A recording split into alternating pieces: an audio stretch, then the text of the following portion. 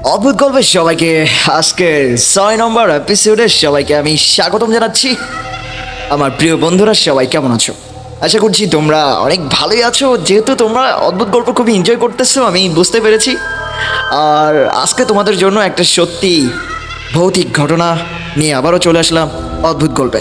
তবে মজার কাহিনী কি জানো, আজকের গল্পটা কিন্তু আমার ফ্রেন্ডের কাছ থেকে নেওয়া। আমার ফ্রেন্ডকে আমি বলেছিলাম যে দেখ, আমি একটা আজকে ঘটনা বলতে চাই, তো তোর লাইফে এরকম কোনো ঘটনা থাকলে আমাকে একটা ঘটনা মেসেজ করে দে। এখন ও আমাকে মেসেজ করে দিয়েছে একটা ঘটনা। তো এই ঘটনাটা হচ্ছে দিনাজপুর এলাকায়। দিনাজপুর এলাকায় যারা আছো অবশ্যই তারা একটা লাইক দিবা আর তারা সাড়া দিবা, ওকে? তো চলো বেশি বকবক না করে আজকে 6 নম্বর এপিসোড অদ্ভুত গল্পের 6 নম্বর এপিসোড শুরু করা যাক, ওকে? চলো, লেটস গো। দিনাজপুরে একটা বট গাছ ছিল। তো ওই বট গাছে লোকজন ভয়তে আসতো না। ওখানে রাতের বেলায় তো দূরের কথা, দিনের বেলাও কেউ ভয়তে আসতো না ওই বট গাছে। তারপর খবর নিয়ে দেখলো একটা মুরব্বি, ওইখানে নাকি একটা মুরব্বি স্বর্ণের হুক্কুনি আছে না, স্বর্ণের খনি বসে বসে খায়, এরকম দেখা যাইতো। তো সবাই চিন্তা ভাবনা করলো যে এখানে তো রাতের বেলায় তো দূরের কথা, দিনের বেলাও ভয়তে আসে না, তো এই লোকটা সম্পর্কে আমাদের একটু জানা উচিত, কি ব্যাপার। তো ওই মুরব্বি সম্পর্কে এলাকায় জানতে জানতে জানা গেল ওই মুরব্বি নাকি তাকে তিনটা জিন তাকে বলেছিল যে আমি তোমাকে টাকা দিব, টাকার হাড়ি তোমাকে আমি দিব। এখন প্রত্যেক দিন ওই মুরব্বিটাকে লোভ দেখাইতো যে আজকে দেব, আজকে এসো। তারপর আসতো, আসার পর তার সাথে ছলনা করতো, দিত না। তারপর বলে যে তুমি পরের দিন আসো। ঠিক আছে, ওই মুরব্বিটা পরের দিন গেল, তারপরেও টাকাটা দিল না। ওরা ছিল হচ্ছে তিনটে জিন। তো তিনটে জিনের ভিতরে দুইজন রাজি হচ্ছে, একজন রাজি হচ্ছে না, ঠিক আছে? তো ওই মুরব্বিটা সহ্য না করতে পারে, একজনকে বলতেছে আমাকে একটু হেল্প করো, আমি তো বিপদে পড়েছি, এরকম আজকে দিব কালকে দিব। বিরক্তকর হয়ে ওই লোকটা একজনকে বলে দিয়েছে। তো বলে দিলে সে বলতেছে যে তোমার কাহিনীটা তো একটু মানে খুবই আশ্চর্যজনক কাহিনী। তো ঠিক আছে, তুমি কালকে যখন টাকা আনতে যাবা তখন গরুর 3টা হাড় নিয়ে যাবা।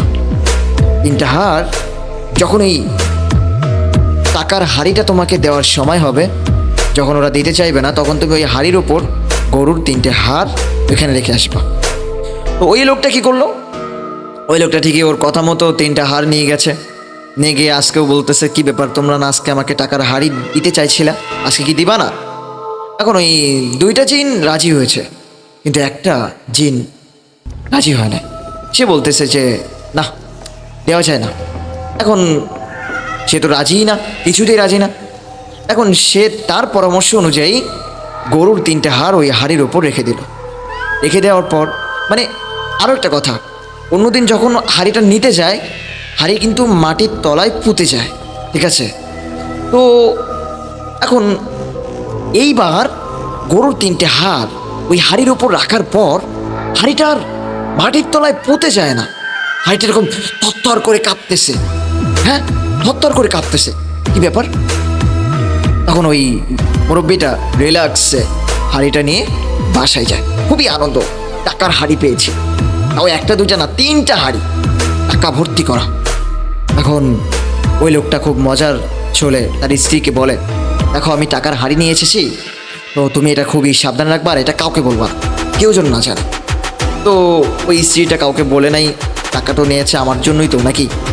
তো এখন ওই স্ত্রীটা কাউকে বলে নাই, টাকা তো সব নেওয়া শেষ, আর ওই টাকার হাড়িগুলা তার খাটের নিচে পুঁতে রেখেছে, যাতে কেউ না জানতে পারে, কেউ টের না পায়, ঠিক আছে? তো পরের দিন যে মুরব্বিটা নিয়ে এসেছে, সেই মুরব্বিটা পরের দিন পাগল হয়ে যায় কোনো এক কারণে, ঠিক আছে?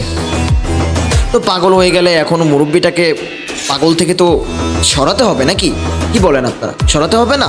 তো এই জন্য হুজুর ডেকে আনছে। হুজুর ডেকে এনে উনি 5জন লোক ডাকছে। লোক ডেকে ওর ভিতর থেকে একজন লোকের মানে চোখ বেঁধে দিয়েছে, হ্যাঁ, আর একটা বালতি সামনে রেখে দিয়েছে। এবার ওই হুজুর বলতেছে, তুমি এই বালতির দিকে তাকাও। যখন চোখ বাঁধা অবস্থায় যখন বালতির দিকে তাকালো, তখন এ টু জেড সমস্ত ঘটনা ওই হুজুরকে বলে দিল। হুজুরকে যখন বলে দিল, হুজুর সব জেনে গেছে। হুজুর বলতেছে, তোমাদের ঘরের ভিতরে টাকা আছে জিনদের, যদি তোমরা ওই টাকা ওদেরকে না ফিরিয়ে দাও তাহলে তোমাদের কাউকে ছাড়বে না, কাউকে না। তখন ওই হুজুরটা এই কথা বলার সাথে সাথে ওদের ঘরের ভিতরে বিছানা, খাট, চেয়ার সব কিছু মানে হাওয়ার সাথে উঠতেছে। ওই হুজুরটা যে কোনোভাবে ওইগুলো বন্ধ করে দিল। তো বন্ধ করে দেওয়ার পর ওই হুজুরটা এরকমভাবে করতেছে, কেউ বিশ্বাস করতেছে না। তো ওর স্ত্রীর কাছে শুনলো যে ঘরের ভিতরে কি এরকম হাড়ি টাড়ি কি আসে নাকি, টাকা পয়সা আসে? ওই স্ত্রী বলে, না না, কোনো হাড়ি টাড়ি নাই, কিচ্ছু নাই। ওই স্ত্রীটা অস্বীকার করে। তো হুজুর বলতেছে, দেখো তোমাদের ঘরে অনেক উৎপাত হচ্ছে, এই উৎপাতগুলো আমি ঠান্ডা করে দিয়েছি, কিন্তু যদি এই হাড়িটা তোমরা ফেরত না দাও তাহলে তোমাদের কাউকে ছাড়বে না, কাউকে না। তো স্ত্রীটা কিছুতেই স্বীকার করলো না। এখন আস্তে আস্তে স্ত্রী আস্তে আস্তে জমি জমা কিনতেছে, বাড়ি গাড়ি করতেছে। সবাই বলতেছে, তোরা তো দরিদ্র ছিলি, তোরা তো খুব গরিব লোক ছিলি, তোরা কিভাবে কিভাবে সম্ভব যে এত তাড়াতাড়ি তোরা ধনী হয়ে যাচ্ছিস? ওই স্ত্রীটা মিথ্যা কথা বলতো যে আমি বাপের বাড়ি থেকে নিয়ে আসছি, কিংবা আমার ভাই দিয়েছে, কিংবা আমার কাকা দিয়েছে, মামা দিয়েছে, খালু দিয়েছে, বিভিন্ন অজুহাত।